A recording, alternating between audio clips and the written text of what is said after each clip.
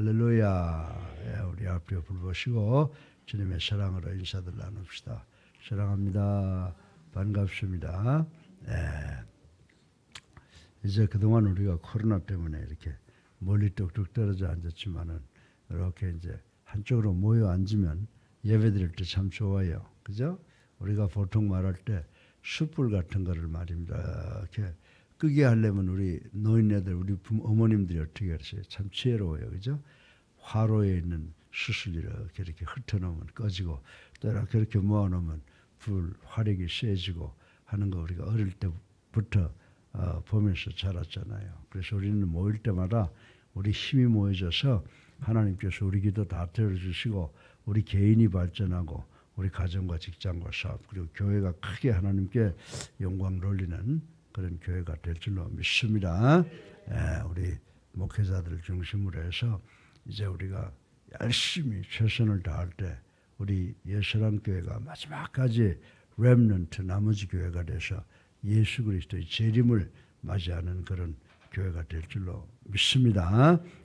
그래서 우리가 서로 사랑하고 서로 존경하고 서로 배려하는 그런 교회가 되어야 될 줄로 믿습니다. 근데 오늘 신명기에서 자꾸 이제 딴 성경으로 들어가지 못하고 신명기를 계속 보는데 신명기가 오래전에 몇천 년, 3,000년 전 이전에 쓰여진 책이지만은 구약 성경이지만 21세기를 살아가는 우리에게 적용하기가 참 좋은 말씀들이 많이 있어요. 그래서 어제도 제가 이렇게 신명기 10장을 쭉 읽어 내려가다 보니까 12절부터 16절까지 말씀 중에 모세가 설교하는 내용인데 모세가 그 이스라엘 백성들에게 뭐라고 물어요. 여기서 마음이 와서 칵 꼽히는 말씀이 있는데 내게 요구하는 것이 무엇이냐. 모세가 이스라엘 백성한테 묻는 겁니다. 하나님께서 너희들에게 묻는 요구가 무엇이냐 라고 하는 그 질문이 딱 마음에 박혀서 그 말씀을 아마 수십 번 읽었을 거예요. 영어 한국말로 읽으면 제일 처음에 잘 무슨 뜻인지 모르겠어. 그럼 또 영어로도 읽어보고 또 영어로 읽어보고 나서 한국어로 읽어보는데 참 그 내용이 우리에게 있어서 좋은 말씀이다 라고 하는 생각이 들어서 오늘 여러분과 잠깐 동안 나누는 것을 통해서 은혜 받기를 주님의 이름으로 축원합니다. 우리 젊은이들 정신 바짝 차리고 이 말씀 들으면은 하나님께서 큰 축복 주실 줄로 믿습니다. 이왕 멀리서 왔으니까 정신 바짝 차리고 이 말씀 듣기를 주님의 이름으로 축원합니다. 여러분들 이 사람들의 만남이라고 하는 것은 대단히 이상합니다. 이 사람과 사람이 만날수록 어떻게 돼요? 관계가 깊어져요. 깊어지는 것도 긍정적인 거, 부정적이 있어요. 만나면 만날수록 좋아지는 사람이 있고 만나면 만날수록 정 떨어지는 사람들이 있다라고 하는 것을 우리는 잘 알고 있습니다. 그래서 우리 인간과 인간의 만남에 있어서 그 만남이 오래 지속될수록 그에 비례하여 요구 또한 많아진다라고 하는 거예요. 여러분들 한 사람과 오래 사귀면서 그 사람한테 별 어떤 그런 부족한 점이라든지 단점을 발견하지 못하면 그 사람은 대단히 좋은 사람이에요. 여러분에게 피해를 끼치지 않고 있는 사람은 여러분들에게 대단히 귀한 사람인 줄로 믿으시기 바랍니다. 그런데 10가지 잘 맨날 대어봤다가 한 가지 나쁘면 픽 돌아서 가지고 상처받았다고 그러고 하는데 교회 안에서는 상처가 있을 수가 없는 거예요. 기도할 때 상처받고 떠난 사람 이런 말 하지 마세요. 교회는 제가 설교할 때도 말했죠. 무인도에 교회가 하나밖에 없는데 교회를 또 하나 짓잖아요. 기분 나쁘면 그 교회 가려고. 그리고 문제가 일어나는 것은요. 남한테 상처받는 게 아니라 자기 스스로가 상처를 받는다라고 하는 것을 우리는 알아야 되는 줄로 믿으시기 바랍니다. 여러분들 우리 목사님들 보세요. 뭐 그냥 아이들 가르쳐 주느라고 온 정신을 다 쏟았는데 나가버리고 그렇게 하고는 아주 그냥 남남이 되어버리잖아요. 교회가 참 이렇게 되는 것이 안타까운 일인데 정말 우리가 말씀을 잘 배우고 공부하면 절대 그런 일이 있을 수가 없는 줄로 믿으시기 바랍니다. 사람들이요 만남 함께하는 시간이 길면 길수록 요구도 많아지는 거예요. 물론 그 요구가 어떤 요구냐라고 하는 것이 대단히 중요하죠. 이기적인 요구냐 아니면 진실로 상대방을 위한 이타적인 요구냐가 문제가 되지만 어쨌든 간에 사람들은 관계가 깊을수록 더 많이 사랑할수록 상대방에 대한 요구는 더 커져 가게 되는 것이 일반적인 현상이라고 그러는 거예요. 여러분들 우리가 잘 모를 때 뭐 요구해요? 오래되고 이제 더 친해지니까 이것도 시키고 저것도 시키고 또 요구도 받잖아요. 받으면 친한 사람 요구는 꼭 해주고 싶은 것이 인지상정이라고 하는 것을 우리는 잘 알고 있는 것입니다. 이는 성도와 우리 하나님과의 관계에 있어서 똑같다라고 저는 생각합니다. 하나님께서는 당신의 백성을 사랑하시기에 사랑하는 것만큼 하나님께서 우리에게 요구하시는 줄로 믿으시기 바랍니다. 그런데 하나님께서 우리에게 가장 원하시는 건 뭐냐면 예배하시는 것을 원해요. 예배하시는 것을 원해서 우리가 공적인 예배는 잘 참석하는 사람들이 가장 훌륭한 우수한 성도라고 말씀을 드릴 수가 있습니다. 그런데 요구가 부정적, 긍정적, 사랑하는 사람들이 서로 요구하는 것은 뭐예요? 강압적인 요구가 아니죠. 예? 오히려 여러분들의 축복을 위해서, 그죠? 좋게 되기 위해서 요구하는 거야. 야, 이렇게 해라, 저렇게 해라. 그 사랑하니까 여러분들 잘 되라고 하는 그런 요구인 줄로 믿으시기 바랍니다. 그래서 우리가 하나님 오래 믿으면 믿을수록 하나님께서 우리에게 요구하는 게 많아요. 하나님께서 당신의 백성에게 요구하는 게 많은데 하나님께서 억압하기 위해서, 하나님께서 뭐 필요한 게 있어서 요구하십니까? 아니에요. 하나님은 당신의 백성을 어떻게 하시기 위해서? 더 많은 축복을 주시기 위해서 요구하는데 사랑의 요구라고 하는 것을 우리는 알아야 되는 줄로 믿으시기 바랍니다. 그렇다면 그 요구하시는 바가 무엇입니까? 하나님께서 우리에게 요구하시는 게 뭐예요? 하나님께서 여러분들에게 요구하는 것이 무엇일까를 한번 마음속 깊이 생각해 보시는 여러분 되시기를 주님의 이름으로 축원합니다. 제가 말씀드리고 싶은 것은 뭐냐 하면 하나님은 뭐를 요구하실까? 모세가 이스라엘 백성들에게 뭐라고 말해요? 하나님께서 너희를 통해서 요구하시는 것이 무엇이라고 생각하느냐라고 묻는데 난 이 질문을 21세기를 살아가는 우리들에게 적용을 해보겠어요. 정말 하나님께서 여러분과 저에게 우리에게 요구하는 것이 무엇일까요? 오늘 본문에 보니까 내 하나님을 사랑하고 내 하나님의 말씀에 순종하라고 그랬잖아. 그지? 그러니까 첫 번째로 하나님께서 우리에게 요구하는 것은 하나님을 사랑하는 것이다. 아멘? 예.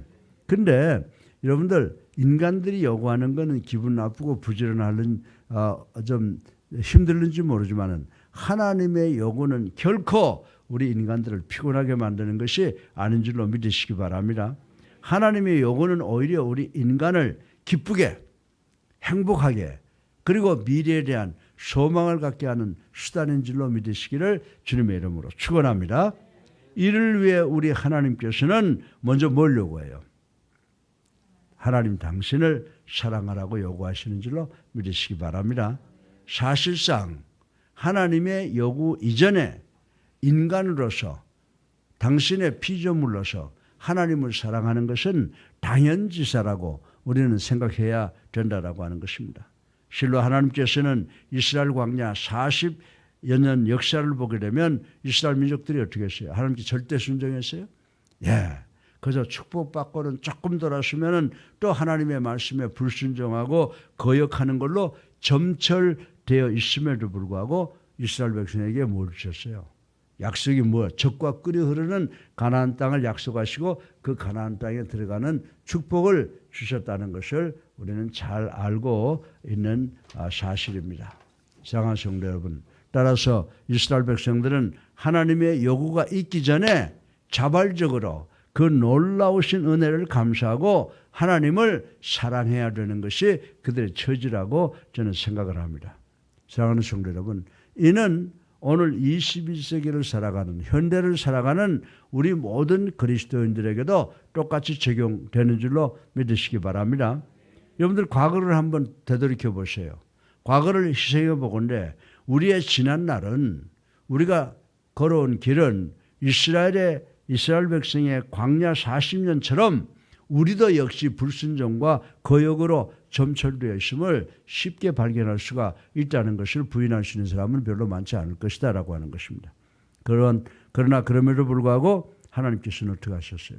하나님께서는 여러분과 나를 포함한 모두를 당신의 백성으로 삼아 주시고 영원한 하늘나라 가나안으로 인도해 주셨으니 그 은혜가 얼마나 크고 감사하냐라고 하는 것입니다. 여러분들 입술에서 지금쯤 되면 그저 감사한 것만 터져나와야 돼요. 불평이 있으면 안 돼요. 내가 오늘 이 자리에 있을 수 있는 것도 하나님의 은혜다, 하나님의 축복이다 라고 생각하고 그 하나님의 은혜에 감사하다는 생각으로 꽉 차야 되고, 여러분들 이 안에 있는 거 뭐예요? 어떤 사람이 최건능 목사님이라고 있잖아요. 그래서 그분을 툭 치면 예수, 또 툭 치면 천국 그런다고 그러잖아요. 왜? 여기에 천국이 들어가 있고 감사가 들어가 있으면요, 우리가 부딪히면 감사합니다, 감사합니다라고 하는 것이 나오는 게, 그것이 우리의 단순 반응이 돼야 된다라고 성경은 우리들에게 가르쳐 주고 있습니다. 때문에 우리는 하나님의 어떤 바람, 하나님의 요구가 없다 하더라도 하나님을 사랑하는 것은 마땅하다고 하는 것을 오늘 이 아침에 우리는 깨달으시기를 주님의 이름으로 축원합니다. 우리가 하나님을 사랑하는 그 사랑은 계산적이거나 맹목적이거나 무분별할 사랑을 의미하지 않는다라고 하는 것을 우리는 알아야 된다라고 하는 것입니다. 실로 우리의 사랑은 따뜻하고 마음 깊은 곳으로부터 중심으로부터 우러나온 사랑이며 우리의 영혼, 우리의 뜻과 우리의 마음과 우리의 영혼을 다 바쳐서 하나님을 사랑하는 사랑이 되어야 되는 줄로 믿으시기 바랍니다. 하나님을 사랑합시다. 내가 하나님을 사랑하기 때문에 여러분을 내 형제자매로 사랑하는 거예요. 여러분에게 주는 건 하나도 아까운 게 없다 이 말이죠. 그렇죠. 또 여러분도 이 목회자들에게 주는 것이 하나도 아까운 것이 없어야 돼. 그렇게 되려면 어떻게 돼야 되느냐? 하나님을 사랑해야 돼요. 하나님을 사랑하면 하나님을 사랑하는 사람을 여러분 사랑하게 되는 줄로 믿으시기 바랍니다. 예. 내 친구의 자식들을 이렇게 보면요, 고생하면 어떻게 합니까? 있는 거 없는 거 다 털어서 도와주잖아요. 왜? 그 친구를 사랑하기 때문에. 우리가 하나님을 사랑한다면 하나님이 사랑하시는 그 백성들을 우리가 사랑해야 되는 거예요. 우리가 선교 왜 합니까? 주님께서 그토록 그들을 사랑하시는 걸 알기 때문에 우리도 선교에 최선을 다하는 교회가 될 줄로 믿으시기 바랍니다. 우리가 하나님을 사랑할 때 진정 우리의 삶이 아무리 어렵다고 하더라도 우리는 기쁨과 행복과 소망을 갖는 복된 성도들이 될 수 있는 줄로 믿으시기를 주님의 이름으로 축원합니다. 예. 두 번째로 모세는 이스라엘 백성에게 묻잖아요. 너희들한테 하나님께서 요구하는 것이 무엇이냐? 사랑하는 성도 여러분, 오늘날 21세기를 살아가는 우리들에게 제가 모세를 대신해서 한번 묻겠습니다. 여러분들, 하나님께서 여러분과 나에게 요구하시는 것이 무엇이라고 여러분들 생각하십니까? 첫 번째 뭐라고 그랬어요? 하나님을 사랑하는 것. 두 번째 뭐예요? 하나님을 섬기는 거라고 그랬어요. 하나님을 섬기는 것. 그래서 본문을 보면 백성들에 대한 하나님의 요구는 하나님을 사랑하는 것뿐만이 아니라 12절에 보면 마음과 성품을 다하여 하나님을 섬기라고 했습니다. 그런데 이 섬김은 뭐냐? 이 섬김은요, 사랑은 마음속에서 이루어지는 것이고 내적인 것이고, 이 섬김은 뭐예요? 이것은 사랑하는 마음이 외적으로 표현되는 것이라는 사실을 우린 알아야 되는 줄로 믿으시기 바랍니다. 여러분이 하나님을 사랑하시니까 여러분들이 우리 이강평 목사님, 우리 목사님이야, 그렇게 하고 섬기게 되는 거예요. 예? 목회자들이 서로 섬기고, 또 목회자는 성도를 섬기고, 성도는 목회자를 섬기는 거. 이건 뭐냐? 하나님에 대한 사랑.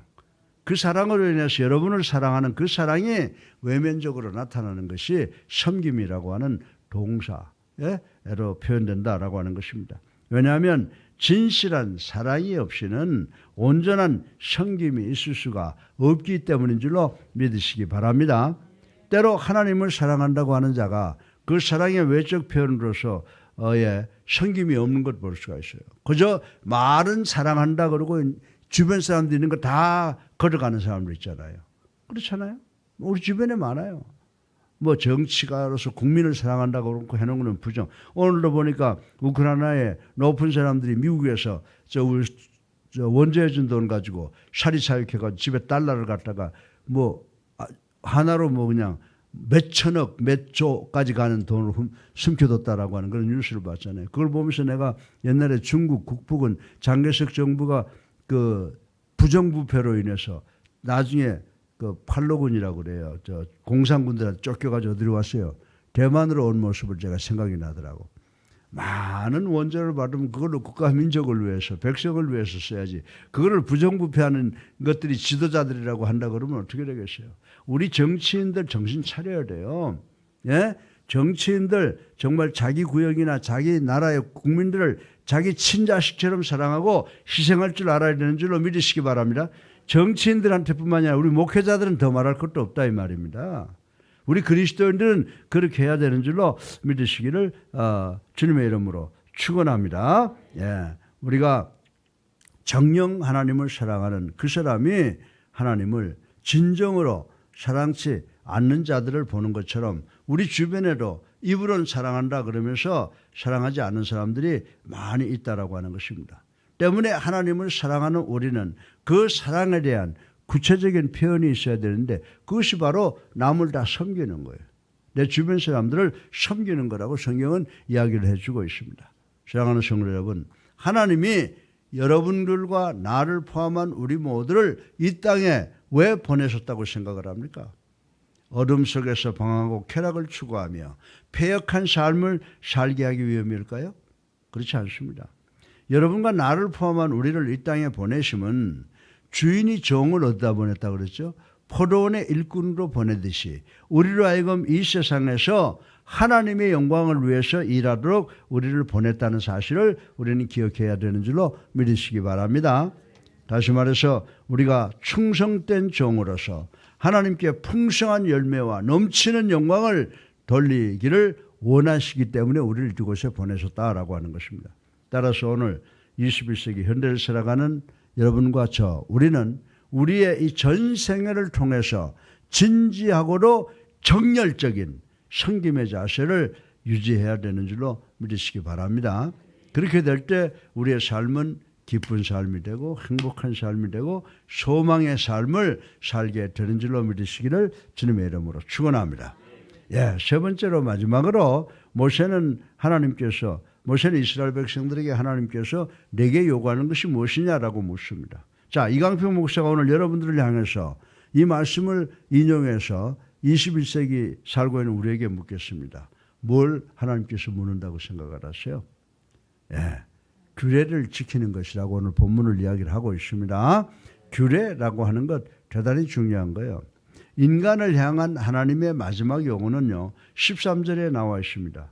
내게 명한 여호와의 명령과 규례를 지켜라 라고 말씀을 했어요. 근데 여기서 우리가 한 가지 생각해야 되는 것은 하나님께서 우리에게 주시는 것은요, 절대 명령으로만 생각하지 마세요. 명령으로 생기면 부담이 돼요. 떠나요.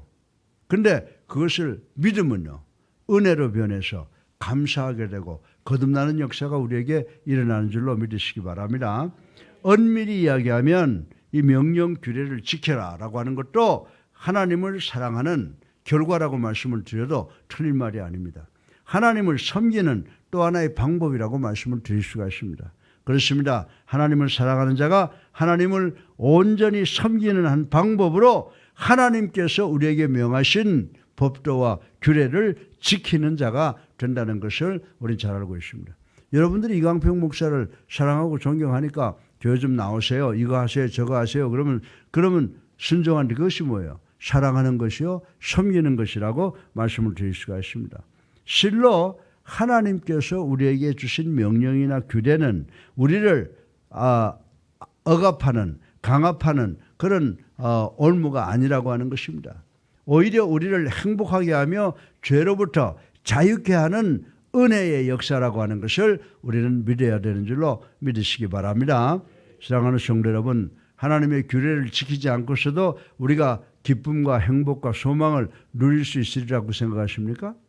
절대로 그럴 수가 없습니다. 하나님의 규례를, 명령을 지키는 것은 곧 우리를 죽음에서 생명의 길로 인도하시려는 하나님의 주권을 인정하는 것으로서 우리 인간들이 기뻐지고 행복해지고 소망을 갖는 필수적인 요소라고 하는 것을 알아야 되는 줄로 믿으시기 바랍니다.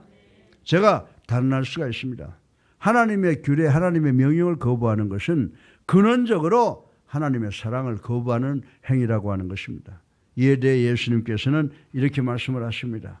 요한복음 14장 21절에 나의 계명을 가지고 지키는 자라야 나를 사랑하는 자니 나를 사랑하는 자는 내 아버지께 사랑을 받을 것이요 나도 그를 사랑하며 그에게 나를 나타내리라. 아멘. 이 큰 은혜와 축복이 여러분의 삶 가운데 깃들기를 주님의 이름으로 축원합니다. 사랑하는 성도 여러분, 우리가 진실한 믿는 자라면, 진실한 성도라고 한다면 하나님께서 요구하시는 것을 자원해서 이루어 드려야만 한다고 오늘 본문은 우리들에게 교훈하고 있습니다. 이것이 우리의 기쁨의 첩경입니다. 이것이 우리의 행복의 첩경입니다. 이것이 우리가 소망을 가질 수 있는 첩경이라고 하는 것을 우리는 알아야 된다라고 하는 것입니다. 자, 결론적으로 한번 종합을 해보면요. 하나님의 요구가 몇 가지라고 그랬어요? 세 가지라고 그랬어요. 첫 번째, 하나님을 사랑하는 것이요. 그리고 두 번째로 그 사랑의 결과로서 하나님을 섬기는 것이고 또한 그분이 명하신 규례, 명령을 지키는 것이라고 오늘 본문은 우리들에게 말씀하고 있습니다. 우리 예수님교회 성도 여러분, 어디에 계시든지, 지방에 계시든지, 미국에 계시든지, 브라질에 계시든지, 또 태국에, 인도네시아에 계시든지 이 말씀, 하나님의 요구를 받아들여 행함으로써 영원한 기쁨과 행복과 소망을 누리시는 우리 모두가 되시기를 주님의 이름으로 축원합니다. 사랑이 많으신 아버지 하나님, 찬양과 영광을 돌립니다. 하나님께서 이스라엘 백성들에게 질문하셨습니다. 이제 21세기를 살아가고 있는 이 질문이 과연 우리에게 어떤 의미를 주고 있느냐를 생각해 보았습니다. 하나님께서는 우리 모두에게도 하나님을 사랑하는 것, 하나님을 섬기는 것, 하나님의 명령과 규례를 지키는 것을 원한다고 하셨는데 우리가 이 모든 것을 다 지키는 우리가 될 수 있도록 축복하여 주시옵소서. 예수 그리스도 이름으로 감사하며 기도드렸사옵나이다. 아멘. 할렐루야. 네. 우리 앞뒤에 불 보시고 주님의 사랑으로 인사들 합시다. 사랑합니다. 반갑습니다. 예, 이제 우리 다 같이 303장 한 장 부르시고 기도하는 시간 갖겠습니다. 303장입니다. 예.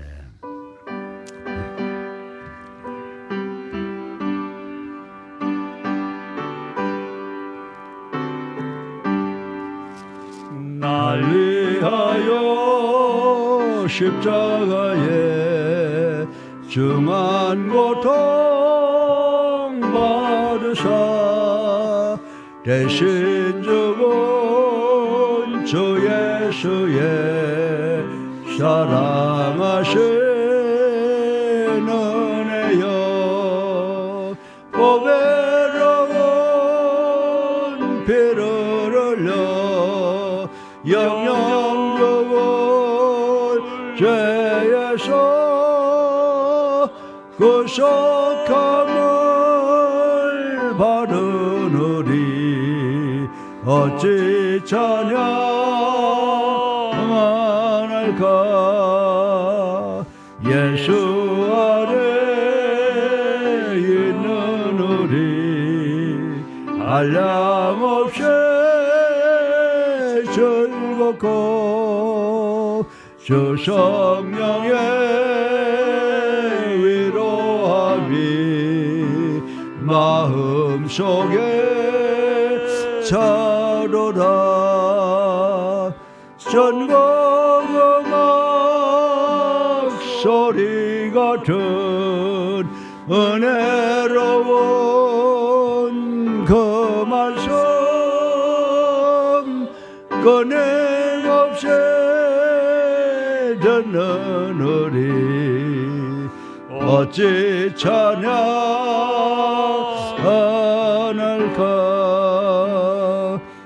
이 세상의 모진 풍파 쉬지 않고 불어도 주님 안에 보호받는 우리 마음 변하라.